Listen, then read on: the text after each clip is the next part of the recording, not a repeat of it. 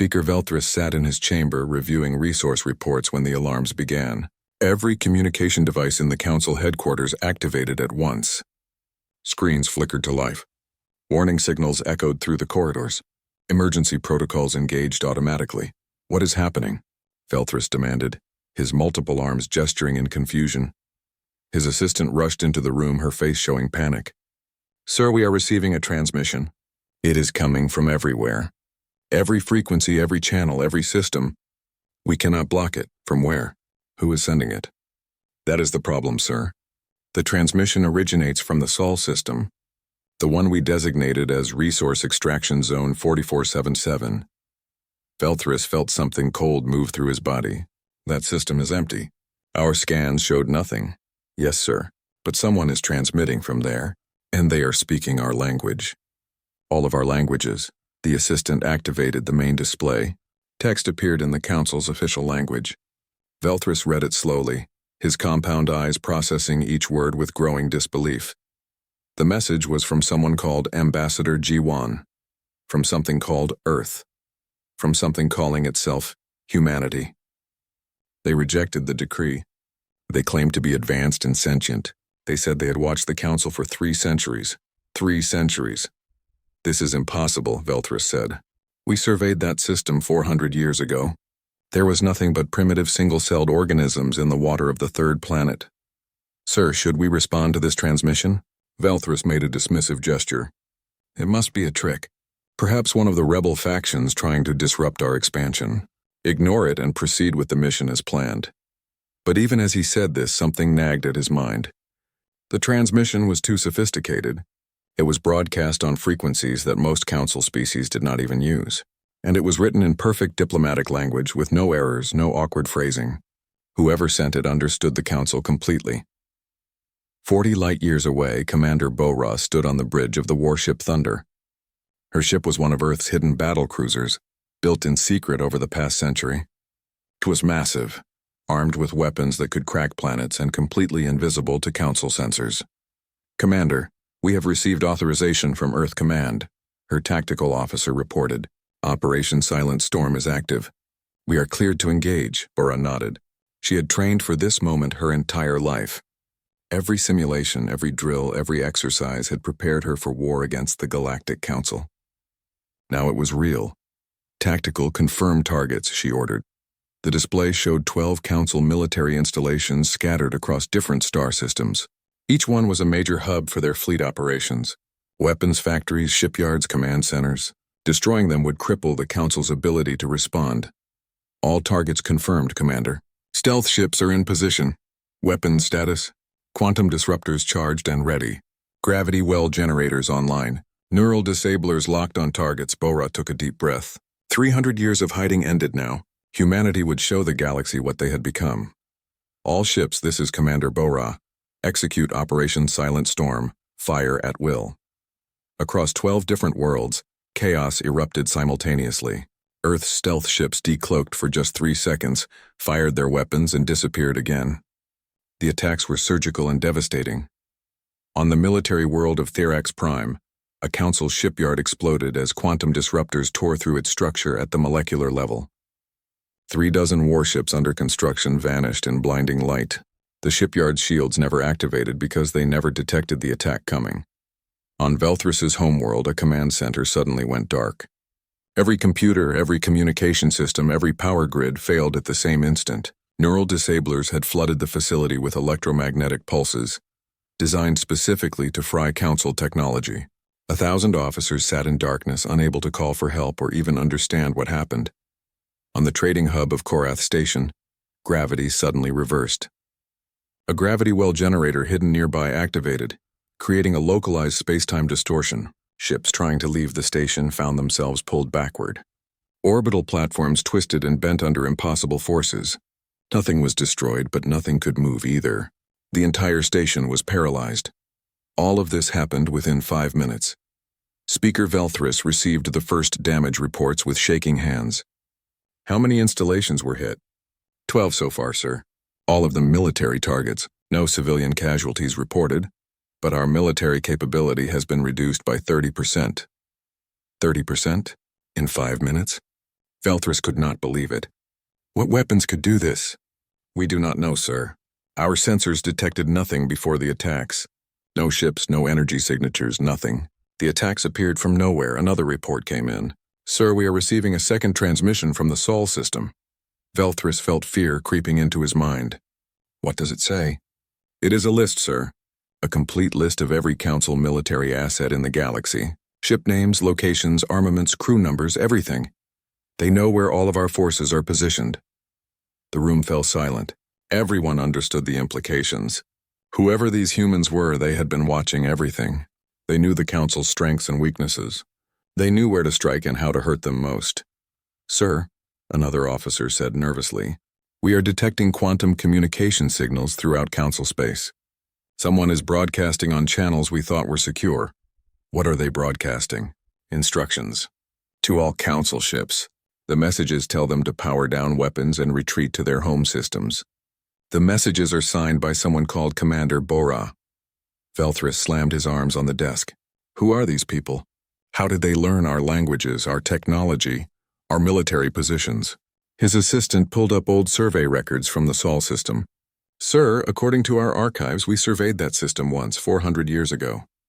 We found primitive life on the third planet and classified it as non-sentient. We never checked again. 400 years ago, Velthris repeated slowly. What could evolve in 400 years? Nothing, sir. Evolution takes millions of years unless they were already sentient when we surveyed them. Velthris finished.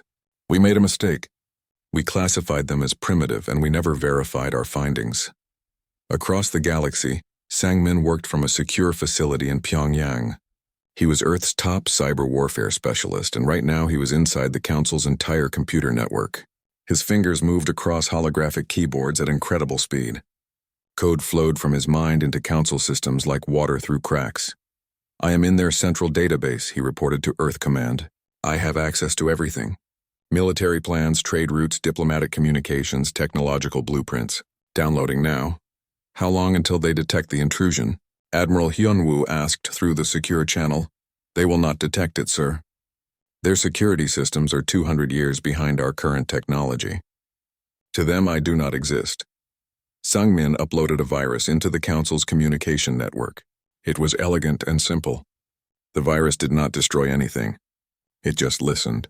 Every message sent through Council channels would now be copied and forwarded to Earth. Humanity would hear everything the Council said to each other. Upload complete, Sangmin reported. We now have permanent access to all Council communications. They cannot have a private conversation anymore. On the Council headquarters station, panic was spreading. Officers ran through corridors shouting orders. Diplomats from 47 species argued about what to do.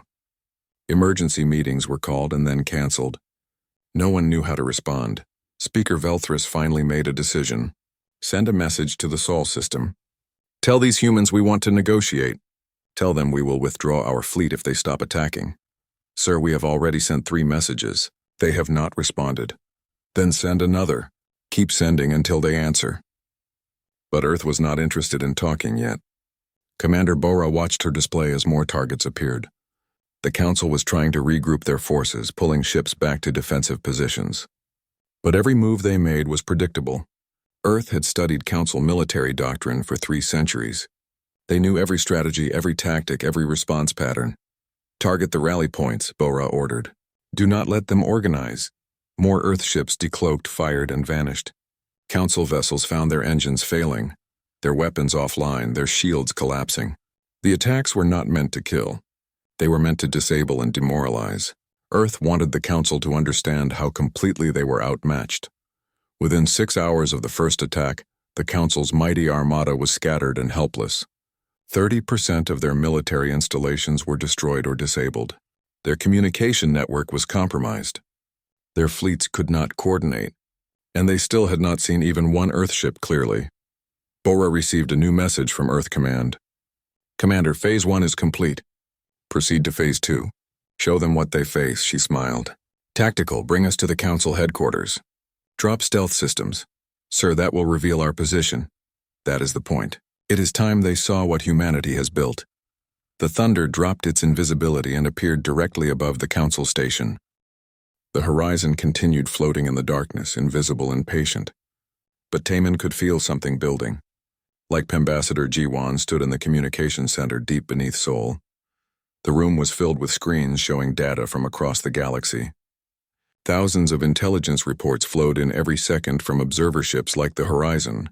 For 40 years, Jiwon had served Earth's diplomatic corps, preparing for the day when humanity would finally make contact with alien civilizations. She had learned 17 alien languages. She had studied the culture and customs of 47 different species. She knew their histories, their conflicts, their philosophies, but she had never imagined it would happen like this. "Play the message again," she told the technician.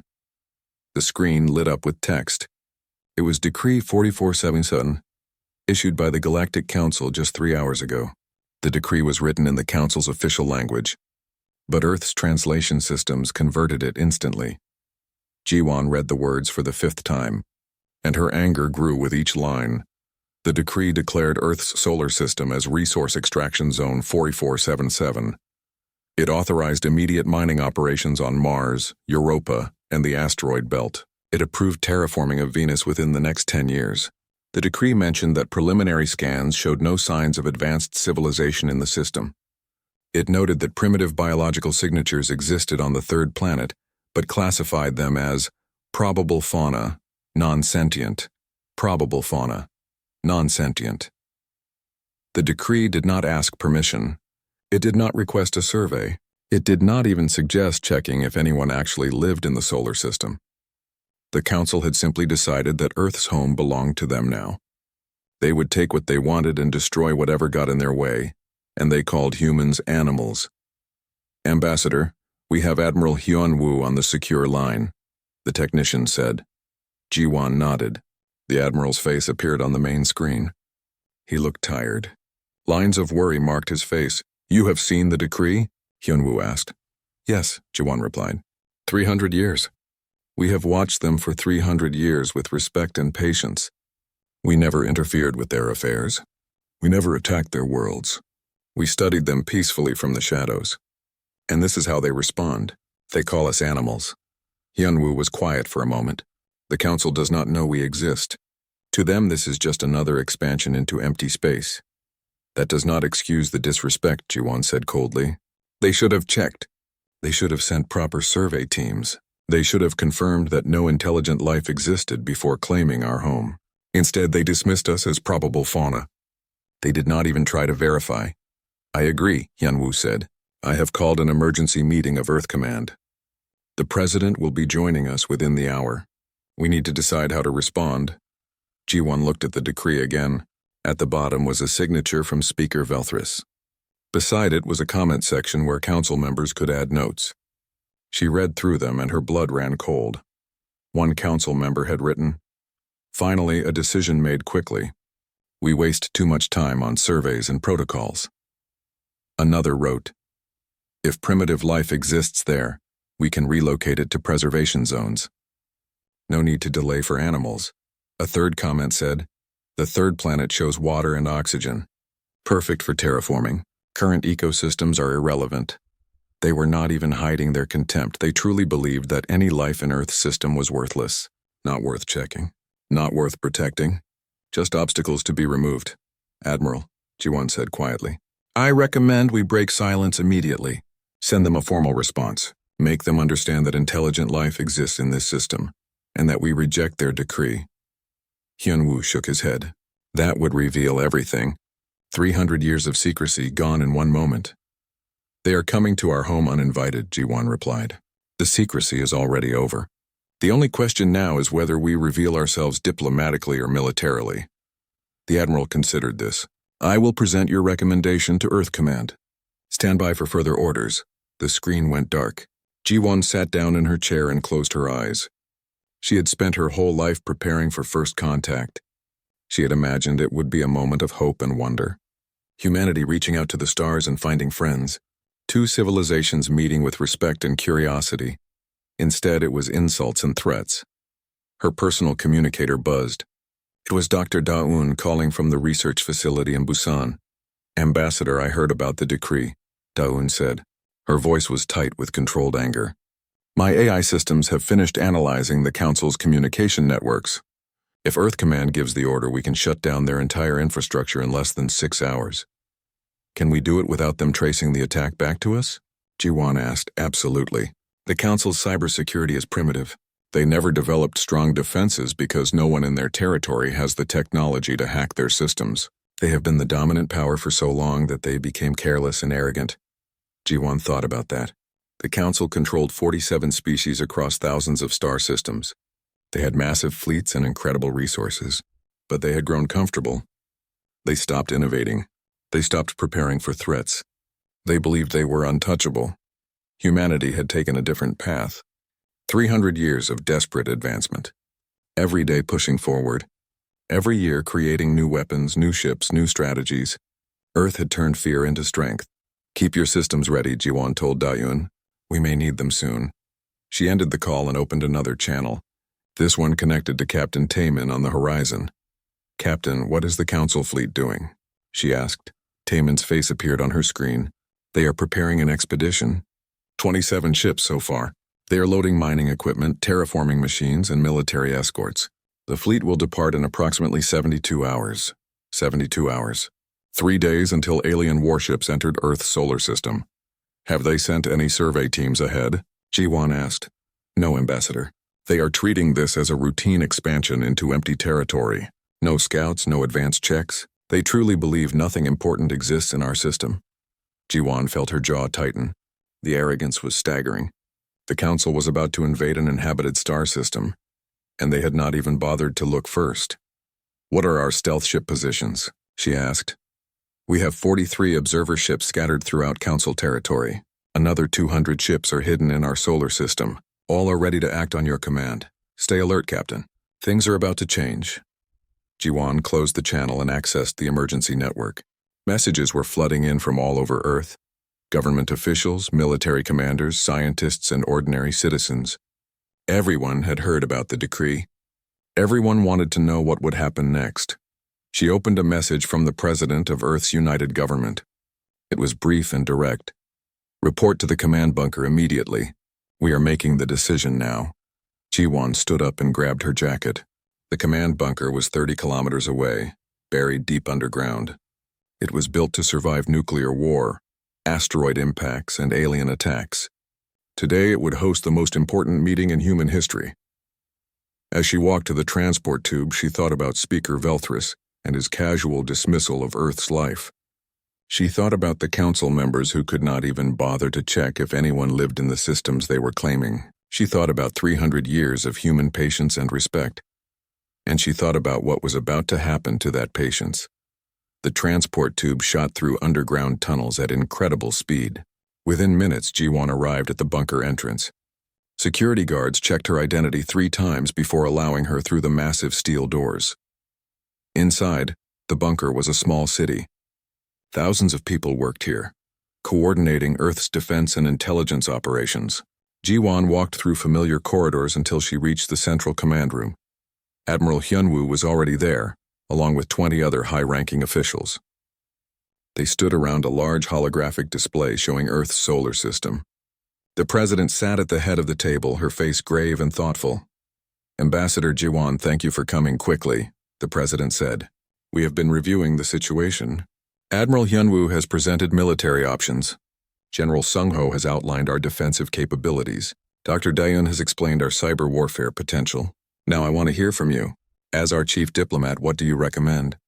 Jiwon stepped forward. Madam President, I recommend we send a formal response to the Council. We should reveal our existence and inform them that Decree 4477 is rejected. We should do this through official diplomatic channels, giving them a chance to withdraw peacefully. And if they refuse, asked General Sung-ho. Then we show them what happens when they disrespect humanity, Jiwon replied coldly. The room fell silent. Everyone understood what she meant. War. After 300 years of hiding, humanity would step into the light with weapons ready. The president looked around the table. Does anyone disagree with the ambassador's recommendation? No one spoke. Very well, the president said. Ambassador Jiwon, draft a formal response to the Galactic Council. Make it clear and direct. Tell them who we are. Tell them what we reject. and tell them what will happen if they proceed. J. The ship was enormous, 3 times larger than the biggest council doctor. The council chamber was built to hold representatives from 47 species in comfort and dignity. Today it held only fear. Delegates sat in their assigned sections, speaking in hushed voices, afraid to draw attention to themselves. Armed guards stood at every entrance, though everyone knew the guards were useless. If the humans wanted to attack this station, nothing could stop them. Diplomat Yunji walked through the main entrance with calm confidence. She wore a simple black suit, carried no weapons, and was accompanied by only 2 assistants. Every eye in the chamber turned to watch her. This was the first human most of them had ever seen in person. She looked ordinary. 2 arms, 2 legs, 1 head, smaller than many species, larger than others. Her face was symmetrical and her movements were efficient. Nothing about her appearance suggested the terrifying power her species had displayed. That made her even more frightening. Speaker Velthrus stood from his position at the center of the chamber. His voice carried across the silent room. Ambassador Yunji of Earth, you have requested this assembly. We have granted your request. Please speak. Yunji walked to the speaker platform. She did not hurry. She did not hesitate. When she reached the center, she placed a small device on the podium. A holographic display activated, showing images that made several delegates gasp. Members of the Galactic Council, Yunji began, her voice clear and precise. I stand before you today to present evidence and to offer terms. What you see on this display are images from our observation archives. They span 300 years of continuous monitoring.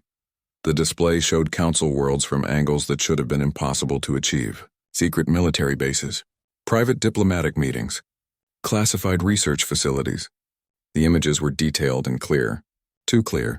They showed things the council thought were hidden. For 3 centuries, humanity watched your civilization. Yunji continued. We observed your wars, your peace treaties, your technological developments, and your cultural exchanges. We learned your languages by listening to your broadcasts. We studied your military tactics by recording your conflicts. We mapped your territories by tracking your ships. She touched the device and the display changed. Now it showed graphs and charts, detailed analysis of council military strength, economic data, and political structures. We know how many ships you have. We know where they are stationed. We know their capabilities and limitations. We know your supply routes, your production capacity, and your strategic vulnerabilities. We know all of this because we have been watching patiently and carefully. A delegate from the Korvax species stood up, his scales rippling with agitation. This is espionage. You spied on us for 300 years.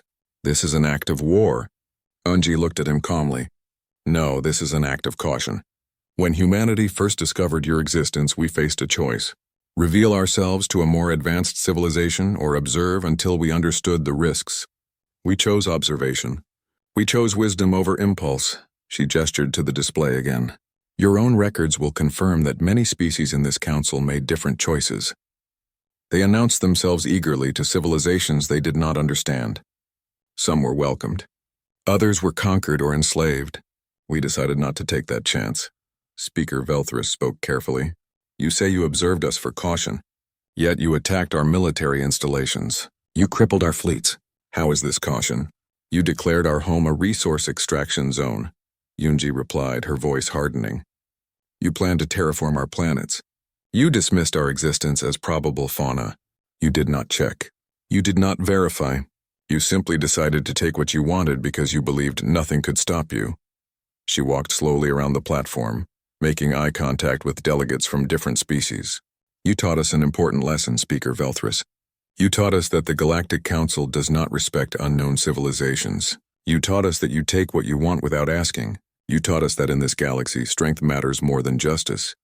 The chamber remained silent. Hyunji returned to the center of the platform. So we showed you our strength, not to conquer, not to dominate, but to ensure you understand that Earth is not a resource zone. Humanity is not fauna. We are your equals, and we demand to be treated as such.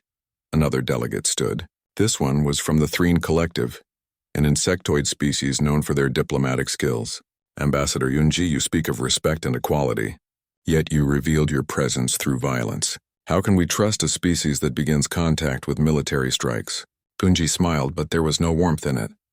You ask about trust? Your council sent 27 warships toward our home system. mining equipment, terraforming machines, military escorts. You were coming to destroy our worlds and you expected us to trust your intentions? She activated the display again. This time it showed the Council fleet that had been preparing to invade Earth's system. The ships were frozen in space, their engines dead, their weapons disabled. These are your ships. They are intact. Their crews are alive and unharmed. We could have destroyed them. Instead, we disabled them and sent them back to you. That is the difference between your approach and ours. You came to destroy without checking. We defended without killing. From another section of the chamber, a delegate from the peaceful Minervan species spoke. Her voice was gentle but firm. If what you say is true, Ambassador, then you possess military technology far beyond our own. You could conquer the Council easily. Why do you not do so? Because we do not want empire, Yunji answered. We want respect. We want security. We want to be left alone to live our lives as we choose. If the Council can offer us that, then we have no reason for further conflict. Engineer Junseo stepped forward from behind Yunji. He carried a small metallic case. If I may, Ambassador? Yunji nodded. Junseo opened the case and removed a device the size of a human hand. It looked simple, almost toy-like. He held it up for everyone to see. This is a standard Earth shield disruptor, Junseo explained. It is a personal defense device that many of our civilians carry for protection. With your permission, Speaker Veltris, I would like to demonstrate its capabilities. Veltris hesitated. What do you intend to demonstrate? I would like to show you the technology gap between our civilizations, Junseo said politely. It will help you understand why continued hostility would be unwise.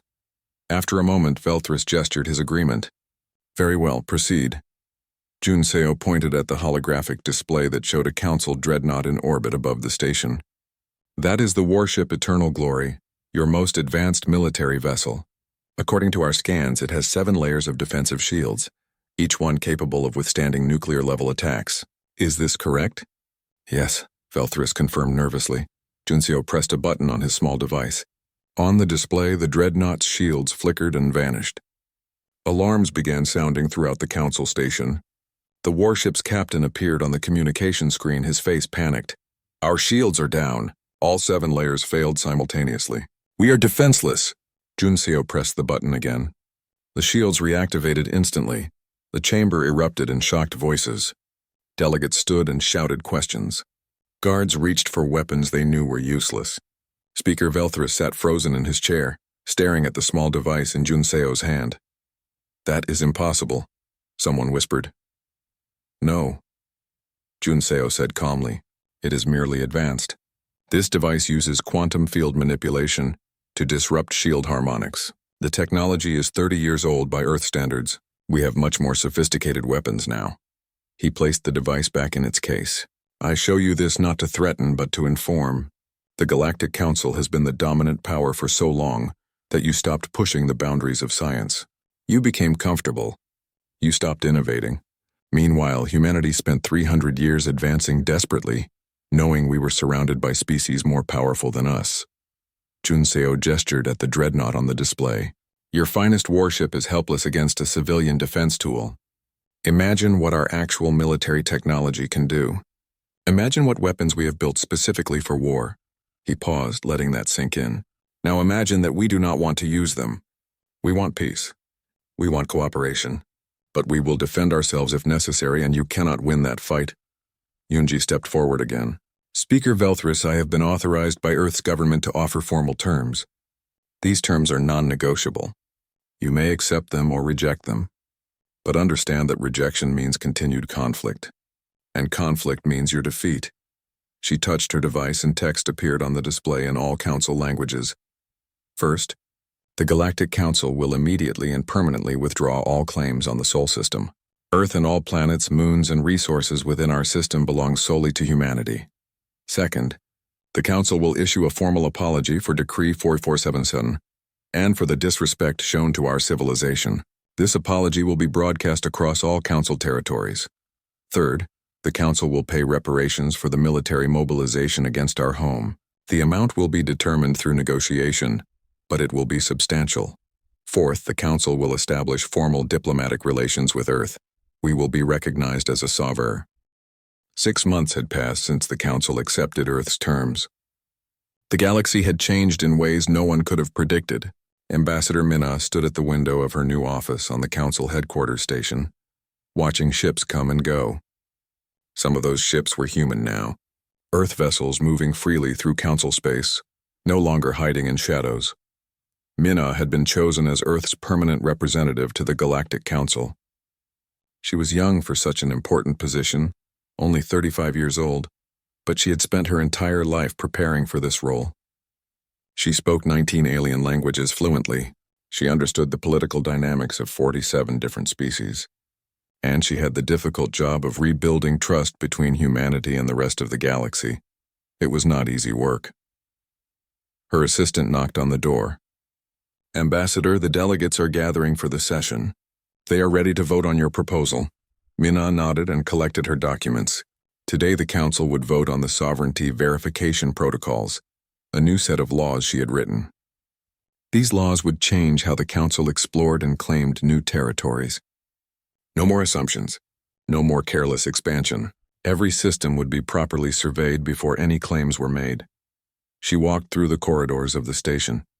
Alien beings moved aside as she passed, some nodding respectfully, others avoiding eye contact. 6 months ago, these same beings had never heard of humanity. Now they feared Earth's power and respected its influence. The Council chamber looked different than it had during her first visit. Earth now had an official section with comfortable seating for human delegates. The Earth flag hung beside the flags of 47 other species. Humanity was no longer an observer. They were full members of the Galactic Council, with voting rights and political power. Speaker Velthris called the session to order. He looked older now, more tired. The shame of his mistake with Earth still weighed on him heavily. "Ambassador Minna, you have proposed the Sovereignty Verification Protocols. Please present your argument for why the Council should adopt these laws." Minna stood and activated her display. "Thank you, Speaker. The protocols I propose are simple and necessary. Before the Council claims any star system, a proper survey must be conducted. This survey will check for signs of intelligent life using multiple methods: radio signals, artificial structures, atmospheric changes, and direct observation. If any sign of intelligence is found, no claim can be made. Instead, diplomatic contact must be initiated." A delegate from the Vortan Empire raised his hand. "Ambassador, these protocols will slow our expansion significantly. Surveying every system properly takes time and resources." "Yes, it does," Minna agreed. "But the alternative is what almost happened to Earth. Your Council nearly destroyed an entire civilization because you did not check carefully enough. How many other species might you have harmed with your carelessness? How many civilizations might have been erased because you were in a hurry?" The chamber fell quiet. No one could argue with that logic. "These protocols protect everyone," Minna continued. "They protect undiscovered civilizations from being destroyed, and they protect the Council from making enemies unnecessarily. If you had checked Earth's system properly, we could have met peacefully. Instead, your carelessness created conflict. These laws prevent that from happening again." Another delegate spoke up. "But Ambassador, what if a civilization is pre-industrial? What if they have not developed radio technology or space travel? Should we avoid their systems entirely?" "Yes," Minna said firmly. "If a species shows any sign of intelligence, even primitive intelligence, their system is off limits. They have the right to develop naturally without interference. The Council can observe from a distance, but no mining, no colonization, no terraforming. Their home belongs to them." Speaker Velthris looked around the chamber. "Are there any other questions before we vote?" No one spoke. "Very well. All those in favor of adopting the Sovereignty Verification Protocols?" 46 hands, claws, tentacles, and appendages rose in agreement. Only one delegate abstained, and even he looked ashamed of his hesitation. "The motion passes unanimously," Velthris announced. "The Sovereignty Verification Protocols are now Council law. All exploration and expansion must follow these guidelines immediately." Minna felt satisfaction wash over her. This was why she had taken this position, not just to represent Earth, but to make the galaxy a better place, to ensure that no other species would face what humanity had almost faced. After the session ended, she met with Captain Dong Hyun in a private conference room. He had arrived the day before with a new assignment from Earth Command. "Ambassador, I have been instructed to establish a training program," Dong Hyun explained. Earth wants to teach Council species proper reconnaissance and survey techniques. We will share our methods for detecting intelligent life, for approaching unknown civilizations safely, and for making first contact without causing harm. Minna smiled. The Council agreed to this? They asked for it, Donghyun said. After seeing how thoroughly we observed them for 3 centuries, they realized their own methods were inadequate. They want to learn from us. That is good progress. How long will the training program take? At least 5 years to train the first group of surveyors. We will teach them everything. How to hide their ships so they do not frighten primitive species. How to decode languages without making contact. How to assess technological development levels. How to determine if a species is ready for contact. Donghyun pulled up a training schedule on his device. We will also teach them patience. That is perhaps the most important lesson. The Council has always been in a hurry. They want to expand quickly, claim resources fast, grow their territory rapidly. We will teach them that some things cannot be rushed. First contact with a new species should never be hurried. Minna nodded. You are right. Humanity learned patience during our 300 years of observation. Now we pass that wisdom to others. Across the galaxy, Earth's influence continued to grow, not through conquest or domination, but through respect earned by competence.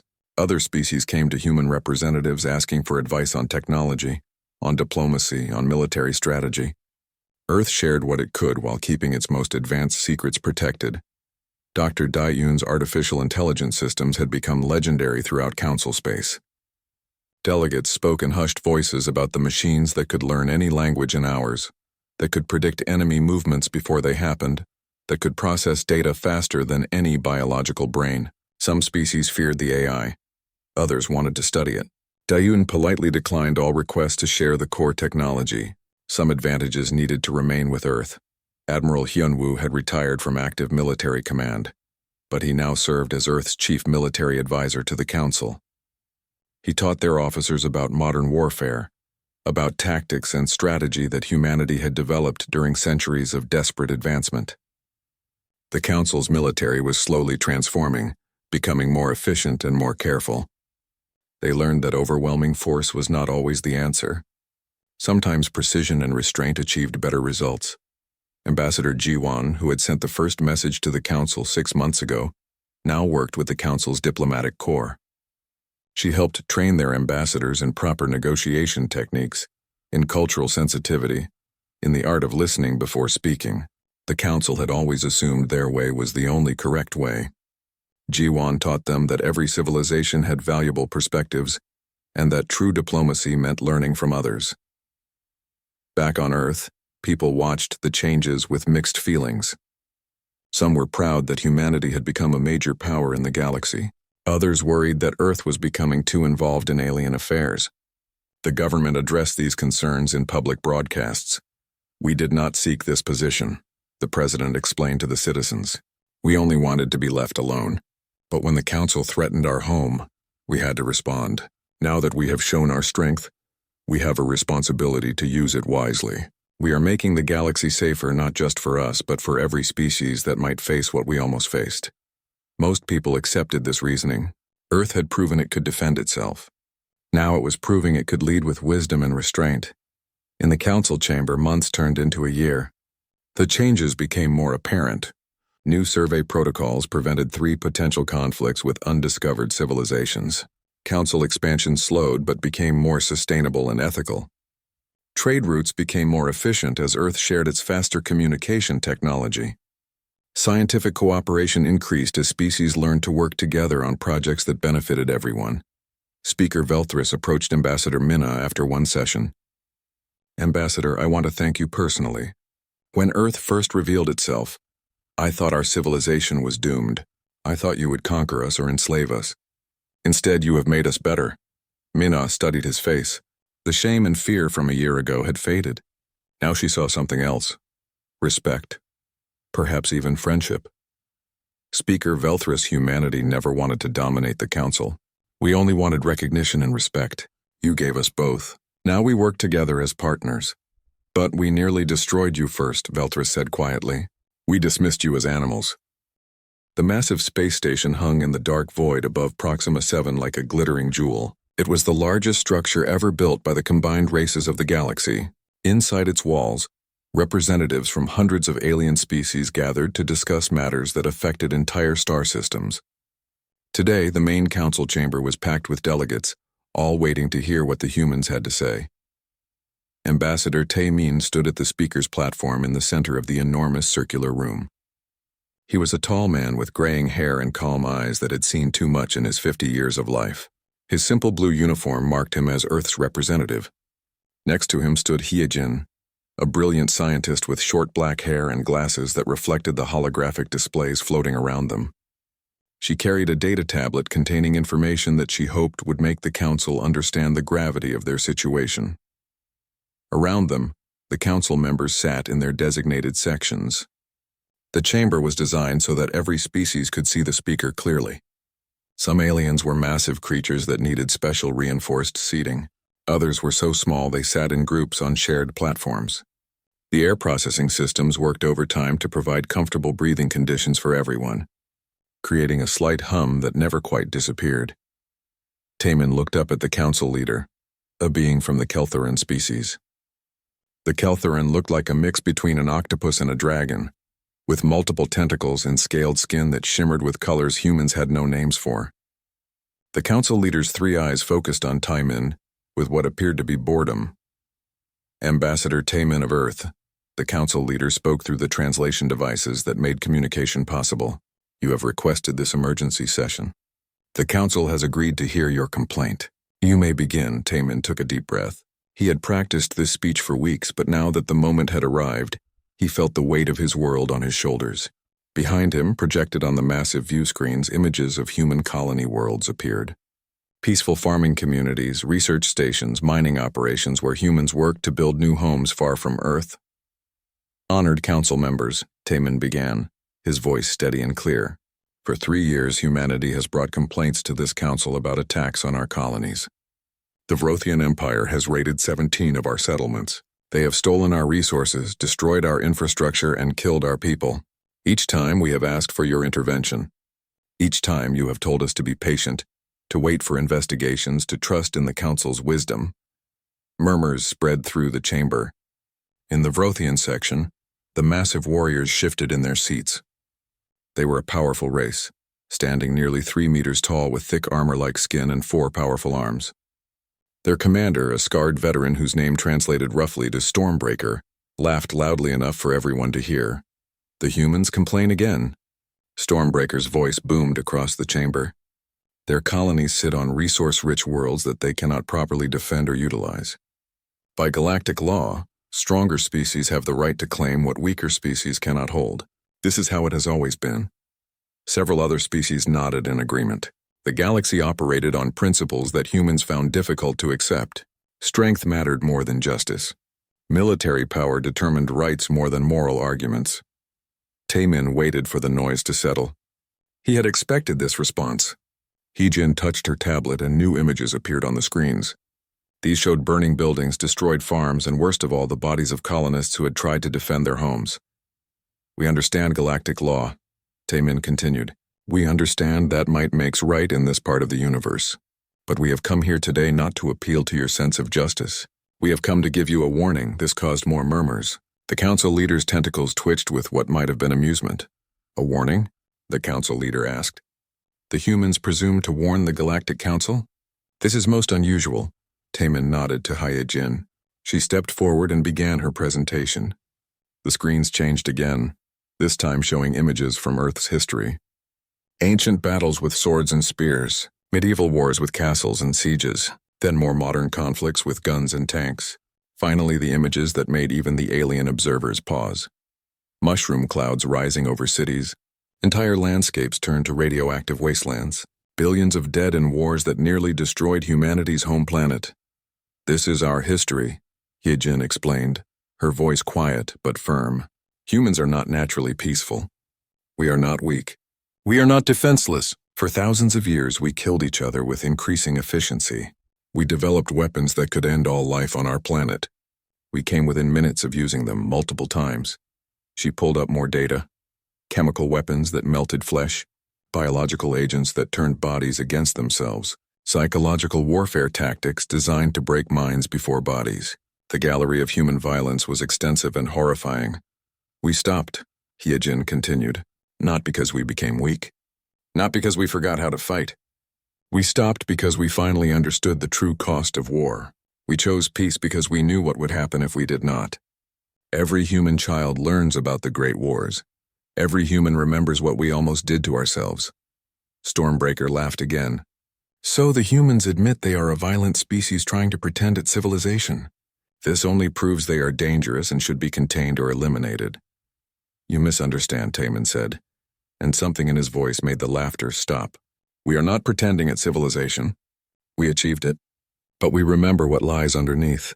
Every human diplomat, every human scientist, every human farmer on those colonies you attack remembers the lessons of our history. We chose to be peaceful. We choose it every day, but it is a choice, not our nature. He walked closer to the center of the platform, looking up at the assembled council members. When humanity joined the Galactic Council 50 years ago, we made a decision.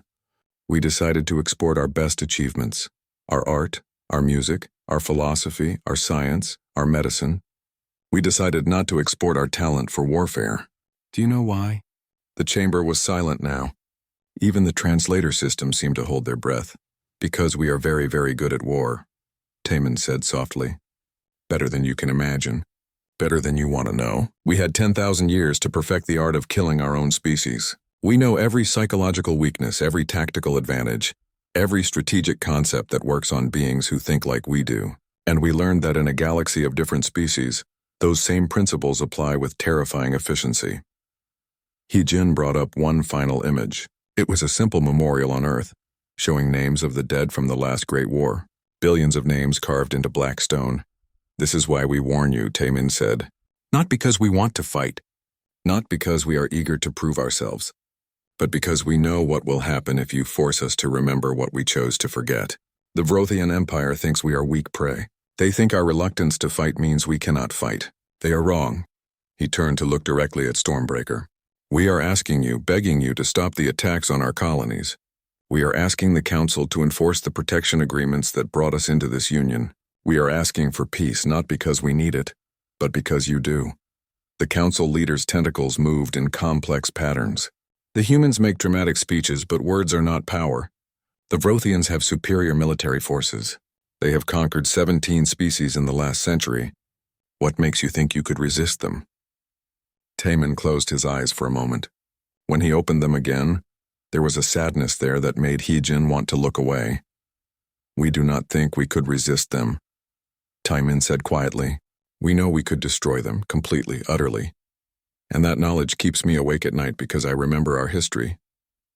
I remember what happens when humans go to war. Please, honored Council, please do not make us show you what we are capable of. The Council leader called for a vote. The debate lasted 3 hours.